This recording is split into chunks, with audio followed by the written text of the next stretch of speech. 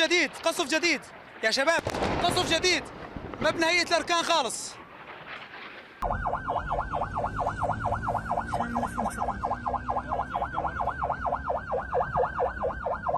Suriah Selatan sedang memanas. Bentrokan antara suku Baduy dan Druze di Sweida berujung pada campur tangan pasukan pemerintah Suriah. Situasi semakin runyam saat Israel ikut menyerang Damaskus sebagai tanggapan atas konflik yang terus meluas.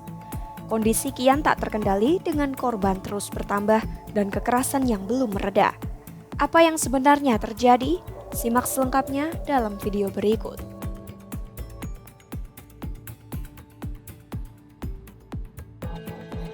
Kerusuhan di Sweida, Suriah Selatan mulai pecah pada Minggu 13 Juni 2025. Awalnya, kelompok bersenjata dari suku Baduy menyerang dan merampok seorang pria Druze di jalan raya utama di Sweida. Serangan itu langsung memicu aksi balasan berupa penculikan dan serangan dari milisi Druze terhadap kelompok Baduy yang sebagian diantaranya diketahui memiliki hubungan dekat dengan pemerintah. Situasi semakin memburuk pada Senin 14 Juli 2025 saat pasukan pemerintah Suriah dikerahkan ke wilayah tersebut untuk meredakan konflik. Namun karena adanya ketidakpercayaan yang mendalam terhadap pemerintah baru, milisi Druze mencurigai pasukan pemerintah justru datang untuk membantu suku Baduy dan menyerang mereka. Akibatnya, mereka memobilisasi pasukan dan melawan pasukan pemerintah. Bentrokan terus berlanjut hingga Rabu 16 Juli 2025. Militer Israel melakukan intervensi dengan meluncurkan serangan udara yang menargetkan Kementerian Pertahanan dan area di dekat Istana Presiden di Damaskus. Militer Israel menyatakan telah menyerang tank, peralatan militer, dan jalur logistik menuju Sweida dalam upaya memblokir akses pasukan pemerintah Suriah ke wilayah itu. Menteri Pertahanan Israel, Israel Katz, kemudian mengeluarkan peringatan keras serangan akan diperluas jika pasukan pemerintah tidak segera mundur dari Sweida. Gelombang kekerasan di Suriah Selatan juga memicu kerusuhan di perbatasan dengan Israel. Ratusan warga Druze Israel melintasi pagar perbatasan untuk menunjukkan solidaritas. Perdana Menteri Israel Benjamin Netanyahu memperingatkan mereka untuk tidak melintas, menyebut aksi itu berbahaya dan berisiko tinggi. אחיי אזרחי ישראל הדרוזים, המצב בסווידה, המצב בדרום מערב סוריה, הוא חמור מאוד. צה"ל פועל, חיל האוויר פועל, כוחות אחרים פועלים. אנחנו פועלים כדי להציל את אחינו הדרוזים וכדי לחסל את כנופיות המשטר. ועכשיו יש לי בקשה אחת מכם. אתם אזרחי ישראל, אל תעברו את הגבול.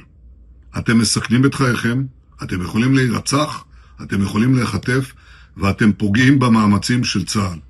ולכן אני מבקש מכם, חזרו לבתיכם, תנו לצה"ל לפעול. Israel memiliki dua alasan utama atas keterlibatannya dalam konflik di selatan Suriah. Pertama, pemerintah Israel ingin mencegah kelompok militan yang didukung Iran atau milisi anti-Israel membangun kekuatan di Suriah Selatan dekat perbatasan Israel. Kedua, Israel ingin menenangkan kekhawatiran komunitas Druze di dalam negeri yang sebagian mendukung tindakan militer demi melindungi kerabat mereka di Suriah.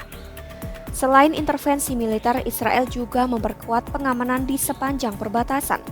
Menurut para ahli hubungan Israel-Suriah, dengan menunjukkan sikap aktif membela komunitas Druze, Israel berharap dapat membangun aliansi lokal untuk membantu menjaga stabilitas perbatasan, khususnya di kawasan dataran tinggi Golan. Namun di lain sisi, banyak pemimpin Druze di Suriah tidak ingin Israel ikut campur atas nama mereka dan menentang segala bentuk campur tangan asing.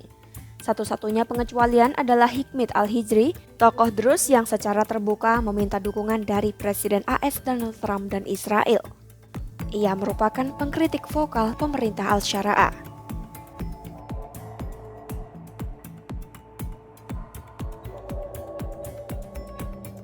Melansir The New York Times, pemerintah Suriah mengumumkan telah mencapai kesepakatan gencatan senjata dengan para pemimpin setempat di Sweida pada Rabu 16 Juli 2025.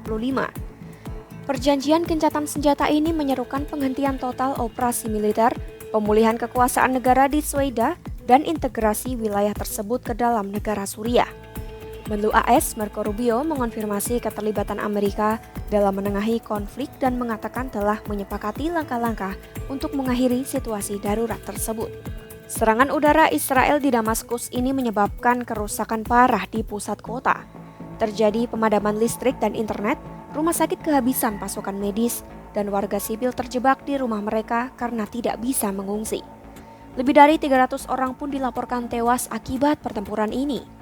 Ketegangan ini mengancam upaya perbaikan hubungan antara Israel dan Suriah pasca jatuhnya Bashar al-Assad pada Desember 2024.